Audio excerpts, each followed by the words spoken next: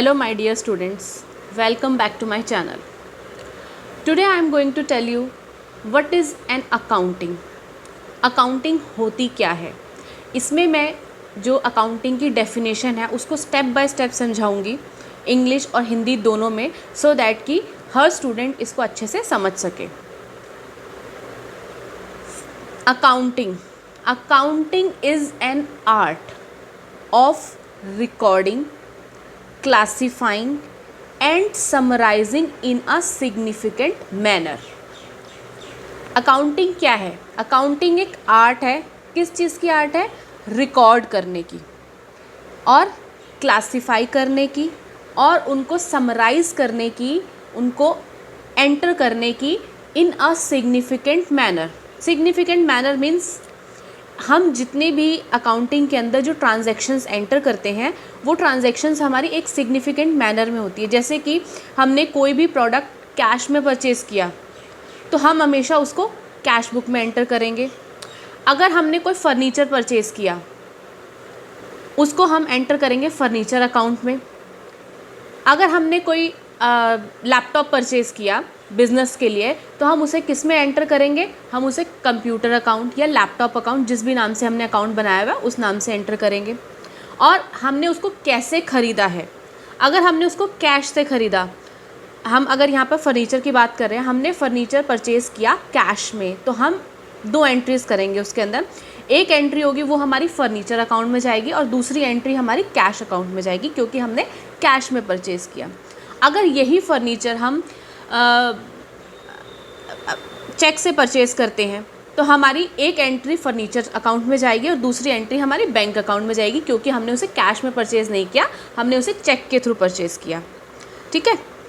अब इसके अंदर हम जो ट्रांजैक्शंस है वो एक सिग्निफिकेंट मैनर में कैसे कर रहे हैं कि हमने अगर फ़र्नीचर परचेज़ किया तो वो फ़र्नीचर में ही जा रहा है, वो लैपटॉप अकाउंट में नहीं जाएगा, वो मशीनरी अकाउंट में नहीं जाएगा. तो यही हमारी स्टेटमेंट कहती है कि इस अकाउंटिंग क्या है? Accounting is an art of recording, record करने की आर्ट है. क्लासीफाइंग, हम क्लासीफाई करते हैं कि हमारी जो ट्रांजैक्शन है वो कौन से अकाउंट में जा रही है. एंड समराइज़, फिर हम उसको क्लासीफाई करके एंटर करते हैं एक सिग्निफिकेंट मैनर में. ठीक है. इसके आगे हमारी डेफिनेशन क्या कहती है? इसके आगे हमारी डेफिनेशन कहती है and in terms of money. हम अकाउंट्स में सिर्फ उन्हीं ट्रांजैक्शंस को एंटर करते हैं जो कि मनी की टर्म्स में हैं. जैसे कि एक मैनेजर है हमारी ऑर्गेनाइजेशन में, वो 10,000 रुपीज़ सैलरी ले रहा है, तो हम वो 10,000 रुपीज़ अपनी बुक्स में एंटर करेंगे. उसका जो कैरेक्टर है कि उसने कि वो फेथफुल है, लॉयल है, ऑनेस्ट है, टाइम पे ऑफिस आता है और ज़्यादा देर काम करता है, ये सब लॉयल्टी, ये सब चीज़ें हम एंटर नहीं करते. हम सिर्फ वही ट्रांजैक्शंस अपनी बुक में एंटर करेंगे जो कि इन टर्म्स ऑफ मनी है, चाहे वो हमने ट्रांजैक्शन 1 रुपीज़ की हो या फिर 1 करोड़ रुपीज़ की हो. ठीक है. Transactions and events which are in part at least of a financial character, यही मैंने अभी आपको समझाया. डेफिनेशन क्या कहती है? हम इसके अंदर सिर्फ उन्हीं ट्रांजैक्शंस को एंटर करते हैं जो कि in the terms of money है. ठीक है. चाहे वो कितना भी छोटा अमाउंट क्यों ना हो, चाहे वो 1 रुपीज़ हो, 1 करोड़ हो, 100 करोड़ हो, हम हर ट्रांजैक्शन को अपनी बुक्स में एंटर करेंगे. और एंटर करने के बाद क्या होता है? And interpret the results thereof. Interpret the results thereof means हम जो अकाउंटिंग कर रहे हैं उसका पर्पस क्या है? उसका पर्पस है हमें अपना रिजल्ट इंटरपरेट करना है. ठीक है. हमने अकाउंटिंग कर ली, हमने अपनी बुक्स में सारी ट्रांजैक्शंस को एंटर कर लिया. एंटर करने के बाद क्या? हमें प्रॉफिट या लॉस डिफाइन करना है, तभी तो हम सारी ट्रांजैक्शंस कर रहे हैं. तो हम एंड में क्या करते हैं? इंटरपरेटिंग द रिजल्ट्स देयर ऑफ. अब उसका जो रिजल्ट आया है वो हम उसके यूज़र्स को इंटरपरेट कर देंगे. ठीक है. यूज़र्स कौन होते हैं? यूज़र्स हमारे 2 टाइप्स के होते हैं.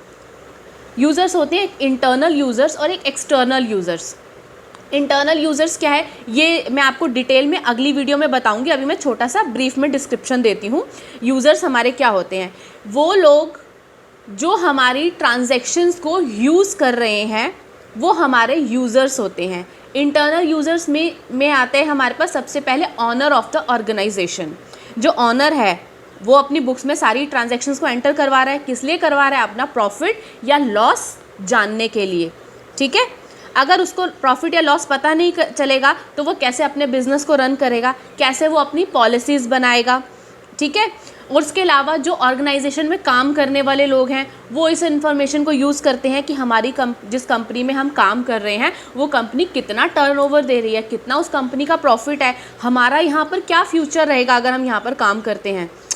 ऑब्वियस सी बात है ना, कोई अगर कंपनी लॉस में जा रही है तो कोई भी उसके साथ काम करने को रेडी नहीं है। हमें जहाँ पर भी जिस भी ऑर्गेनाइजेशन में हम काम कर रहे हैं हमें क्या देखना होता है कि वो ऑर्गेनाइजेशन में हमें ग्रोथ मिलेगी या नहीं मिलेगी, ठीक है। ये तो बात होगी इंटरनल यूज़र्स की। उसके बाद आते हैं एक्सटर्नल यूज़र्स। एक्सटर्नल यूज़र्स कौन होते हैं? एक्सटर्नल यूज़र्स होते हैं हमारे बैंक्स, जिससे हमने लोन लिया है अपने ऑर्गेनाइजेशन के लिए। कोई भी बैंक किसी भी ऑर्गेनाइजेशन को लोन देने के लिए किस लिए रेडी होता है? वो इसीलिए रेडी होता है कि हमारे पास उसके अगेंस्ट इंटरेस्ट आएगा अगर हम लोन दे रहे हैं, ठीक है ना। और अगर कोई कंपनी लॉस में जा रही है तो कोई भी बैंक उस ऑर्गेनाइजेशन को लोन देने के लिए बिल्कुल रेडी नहीं होता। वो लोन किसको देंगे? जो कंपनी प्रॉफिट में जा रही है, क्योंकि उनको भी तो ये श्योरिटी चाहिए ना, बैंक को भी तो श्योरिटी चाहिए कि हम लोन दे रहे हैं तो कल को हमारे पास वापस आएगा, ठीक है। हमारे सेकंड एक्सटर्नल यूज़र्स होते हैं क्रेडिटर्स। क्रेडिटर्स कौन होते हैं? वो लोग जिनसे हम मार्केट से सामान लेते हैं। ज़रूरी नहीं ना हमने सारा पैसा बैंक से लिया है और उसके बाद हमने हर किसी को कैश पेमेंट करके सामान उठाया। बहुत सारा सामान ऐसा होता है ऑर्गेनाइजेशन में जो हम उधार पे लेते हैं। तो जिनसे हम उधार पर ले रहे हैं वो कौन है? हमारे क्रेडिटर्स हैं। अब उन क्रेडिटर्स को भी तो श्योरिटी होनी चाहिए ना कि अगर हमने इस कंपनी को उधार पे माल दिया तो कल को हमारे पास पैसे आ जाएंगे वापस। तो वो सारी इन्फॉर्मेशन लेने के लिए भी हमारी ये अकाउंटिंग इन्फॉर्मेशन यूज़ होती है, ठीक है। इंटरनल और एक्सटर्नल यूज़र्स को मैं डिटेल में आपको अपनी नेक्स्ट वीडियो में समझाने वाली हूँ। आई होप आपको मेरी ये वीडियो बहुत पसंद आई हो और अकाउंटिंग क्या है वो मैंने बहुत ही सिंपल लैंग्वेज में बताया है। जो इसको अकाउंटिंग नहीं आती वो भी इस वीडियो को अच्छे से समझ सकता है, ठीक है। अगर आपको मेरी वीडियो पसंद आई है तो उसको लाइक कीजिएगा and don't forget to subscribe. Thank you.